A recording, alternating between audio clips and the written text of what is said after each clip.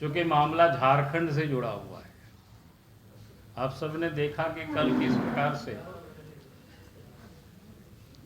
यानी कांग्रेस पार्टी के नेता, राज्यसभा के सदस्य धीरज साहू जी के आवास पर, उनके ठिकानों पर जो छापा मारा, और उसमें से जो अभी तक जानकारी मिल रही है वो 300 करोड़ रुपया बरामद हुआ है। मैं ये समझता हूँ कि संभवतः ये सीधा सिर्फ धीरज साहू का ही नहीं बल्कि कांग्रेस पार्टी या जो एनडीए गठबंधन है उन सब लोगों के ये पैसे हैं।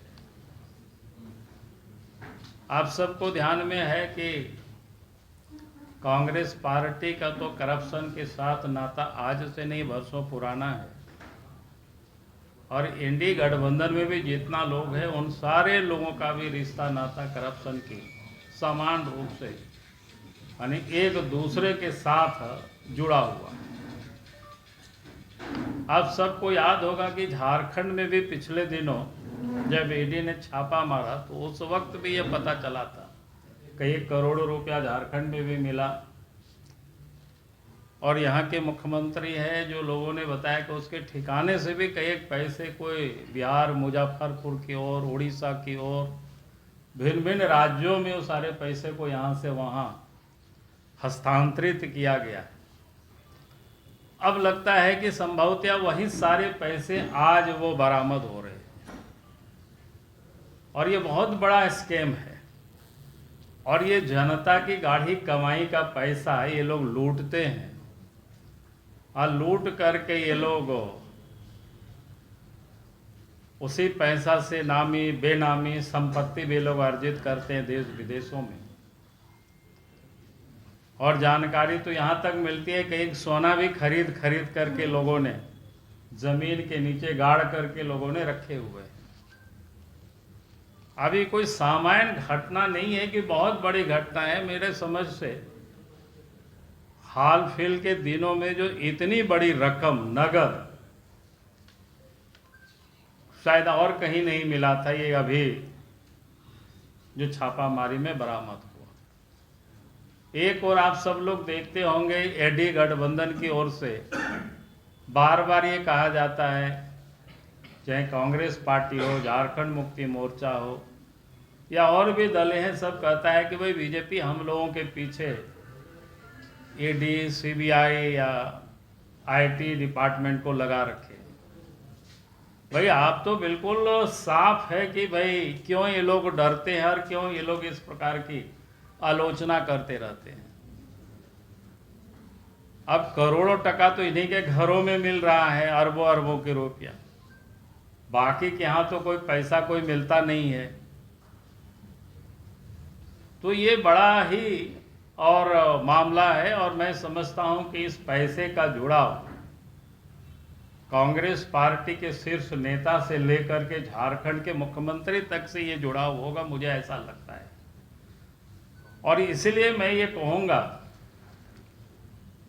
कि इस मामले को बिना विलंब किए धीरज साहू पर एफआईआर होनी चाहिए, उनकी गिरफ्तारी होनी चाहिए, और उनके साथ कड़ाई से पूछताछ हो ताकि ये पता चल सके ये पैसा किन किन लोगों का है, और भी लोगों ने कहां कहां पैसा को छुपा के रखा है, कहां कहां सोना चांदी या नामी बेनामी संपत्ति लोग अर्जित किए हैं, इला गढ़ करके लोग रखे हैं। ये सारी चीज़ों की जानकारी अब मिलनी चाहिए। देश के प्रधानमंत्री नरेंद्र मोदी जी ने कहा भी है कि भाई मोदी जी की गारंटी है एक भी कोई भ्रष्टाचारी को छोड़ा नहीं जाएगा, और ना खाएंगे ना खाने देंगे, इससे सारे लोग बिलबिलाए हुए हैं। लेकिन नोट की गड्डी तो उन्हीं लोगों के आवास पर मिल रहा है, उन्हीं लोगों के ठिकाने पर मिल रहा है, और इसीलिए हमने ये कहा कि भैया आप बिना विलंब किए धीरज साहू पर एफआईआर होनी चाहिए, उनकी गिरफ्तारी होनी चाहिए और उनकी पूछताछ होनी चाहिए, ताकि जो भी इसमें से पार्टनर है, जिन जिन लोगों का पैसा है, कहाँ कहाँ से आया और कहाँ कहाँ और उसको छुपा के रखा गया है, वो सब चीज़ों का पता चल सके। और इन मुद्दों को लेकर के, क्योंकि मामला झारखंड से जुड़ा हुआ है और इसलिए झारखंड प्रदेश में तो पूरे प्रदेश में पार्टी इसकी आंदोलन करेगी।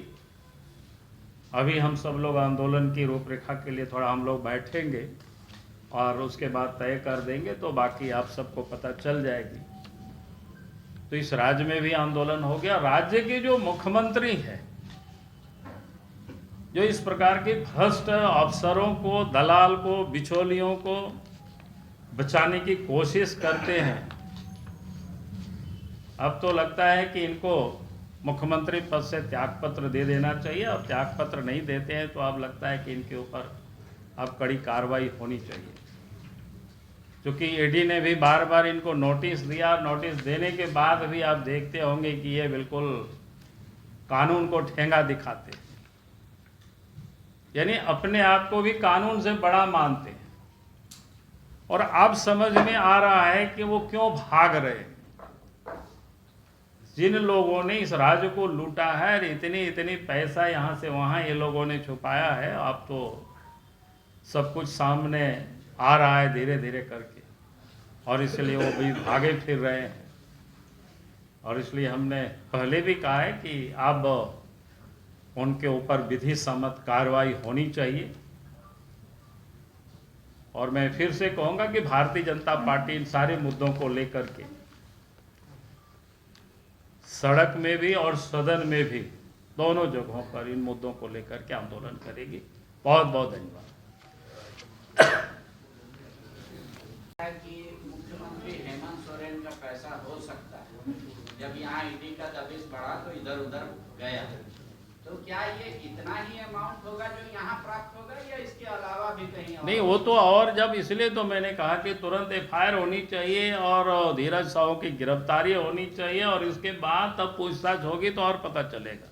और मुझे लगता है इससे कहीं और बड़ी रकम है, क्योंकि जिस समय यहाँ पर ईडी ने रेड किया था, कुछ पैसा उस वक्त बरामद हुआ था, कुछ करोड़ रुपया, आप सबके संज्ञान में आए विषय।